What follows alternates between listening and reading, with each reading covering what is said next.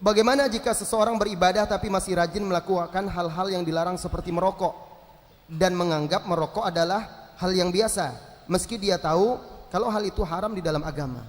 Manusia tidak ada yang sempurna, saudaraku.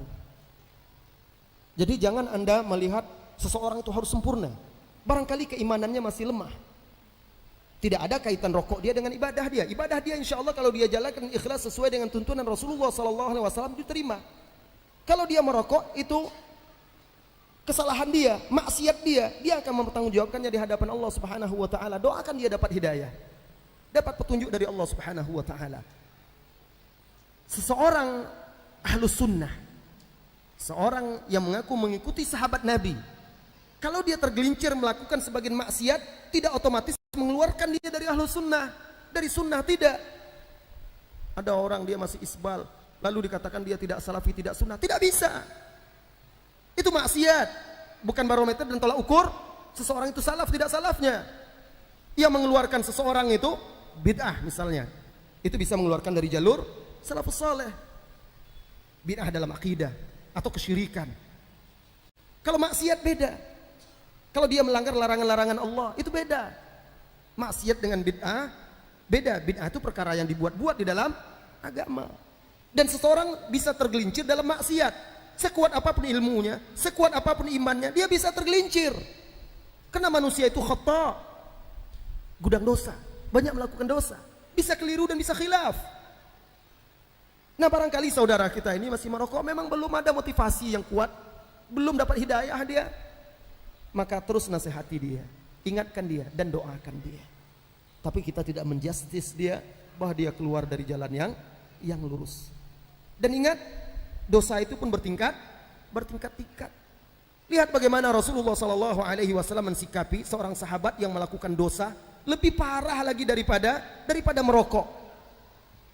Jangan, wah apa jenggotan masih merokok. Ya memang salah, tapi tidak perlu dihujat-hujat, tapi dinasihati. Karena berhenti merokok itu berat. Anda kan sudah merasakannya susah berhenti merokok itu. Beri waktu dia untuk mendapatkan ilmu. Doakan dia. Rasulullah SAW bahkan pernah menangkap sahabat yang mabuk. Sudah berulang kali dia tertangkap dan dicambuk. Tertangkap lagi dia, mabuk. Sehingga dicambuk. Yang salah tetap salah, harus dihukum. Ketika dia dicambuk itu ada salah seorang sahabat melaknatnya. Dilaknat oleh para sahabat, oleh seorang sahabat. Rasulullah mendengar laknat tersebut. Maka Rasulullah berkata kepada sahabat itu, "La tal'anu, jangan laknat dia. Inilah a'lam annahu yuhibbullah wa rasulah." Saya tahu dia ini sekalipun mabuk, saya tahu dia sebenarnya mencintai Allah dan Rasulnya. Apalagi merokok cuma kan. Dijadikan pula itu sebagai tolak ukur barometer orang itu taat atau tidak. Apalagi lingkungan dia dari kecil dia merokok, kan susah itu. Doakan dia, ajak terus, nasihati terus, agar dia bisa dapat hidayah dan meninggalkan perbuatan yang tidak baik itu. Jangan laknat dia, kata Rasulullah SAW. Sesungguhnya aku tahu dia ini mencintai Allah dan Rasulnya. La takunu aunan lisyayatin ala ikhwanikum. Jangan kalian menjadi pembantu syaitan untuk menyesatkan dan menjauhkan saudara-saudara kalian. Syaitan yang akan gembira. Akhirnya orang ini merasa dihukumi, sudah semakin jauh dia. Semakin jauh dia dari jalan yang benar.